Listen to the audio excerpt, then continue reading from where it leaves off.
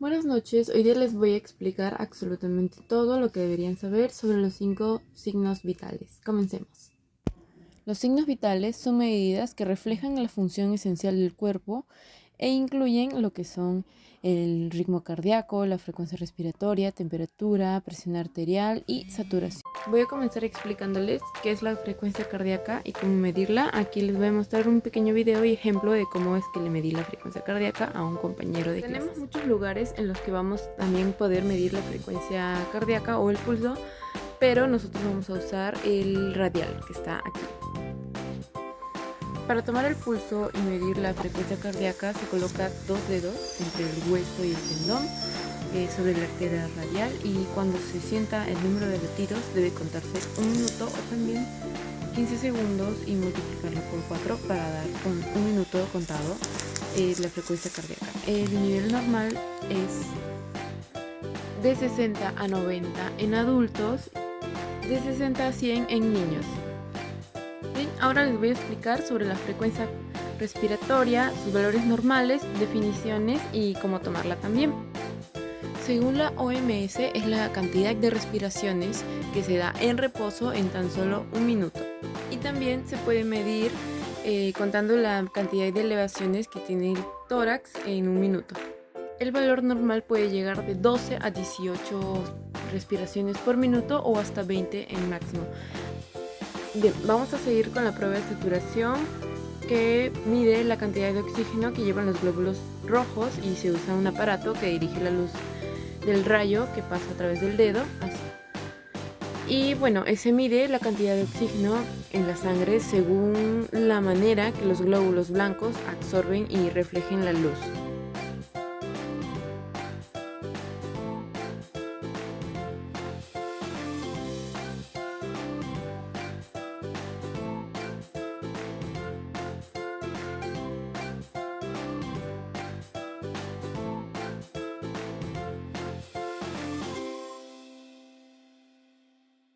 Bien, ahora les voy a hablar de lo que es la temperatura.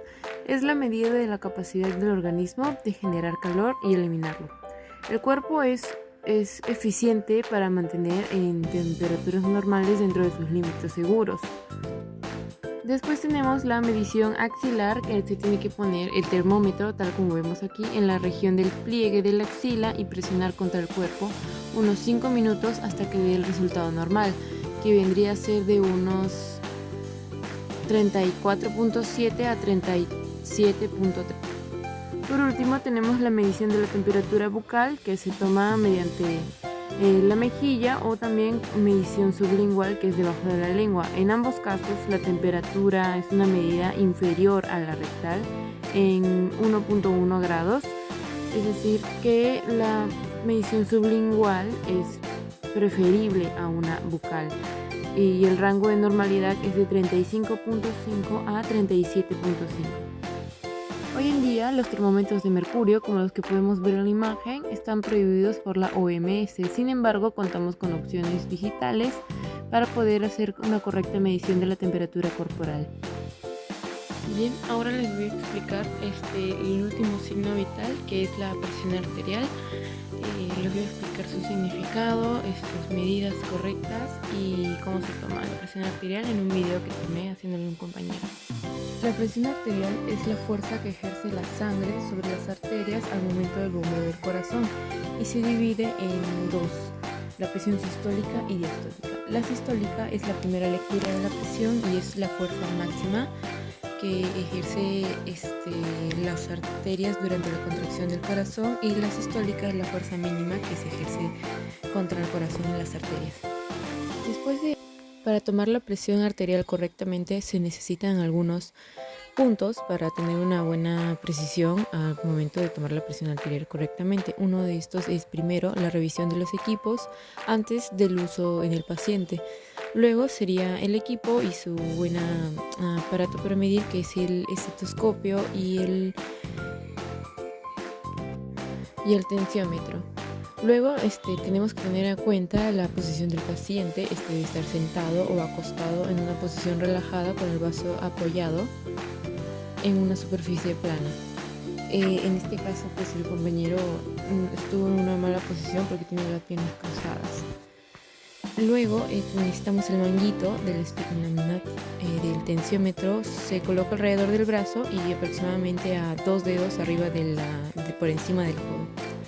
Luego tenemos que palpar el pulso radial o el pulso braquial y se coloca en el antebrazo y se infla el manguito hasta que el pulso desaparezca.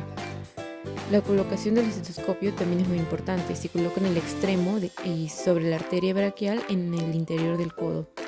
Y luego tenemos que desinflar el manguito gradualmente mientras se escucha el pulso en el estetoscopio. El primer sonido que se escucha es la presión sistólica y el último sonido es la presión diastólica. Luego se registra la lectura, la presión sistólica seguido de la presión diastólica. Es muy importante tener en cuenta que la presión arterial puede variar debido a factores como el estrés, actividad física e ingestas de algunos alimentos, también la edad. Y se recomienda realizar múltiples mediciones durante el momento para obtener una precisión de lectura.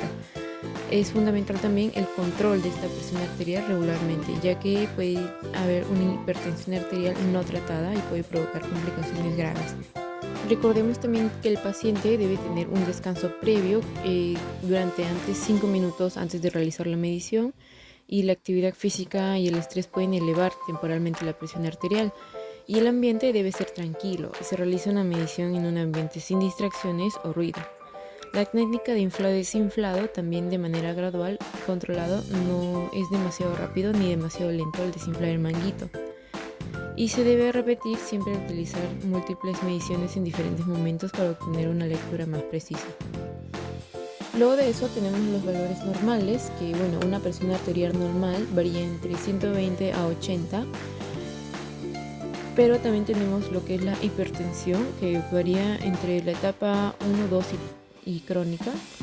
La etapa 1 es de sistólica en 140 a 159 y la diastólica de 90 a 99, que estaríamos hablando de una hipertensión etapa 1. Y una hipertensión crónica sería de 140 a más y de 90 a más. Estos valores son utilizados para clasificar la presión arterial en adultos y se basa en la medición tomada en reposo. Se considera una hipertensión alta, que puede ser un factor de riesgo importante para los adultos, para una variedad de problemas de salud. Bien, eso sería todo respecto a los signos vitales y 5 principales signos vitales. Espero que les haya gustado el video y muchas gracias.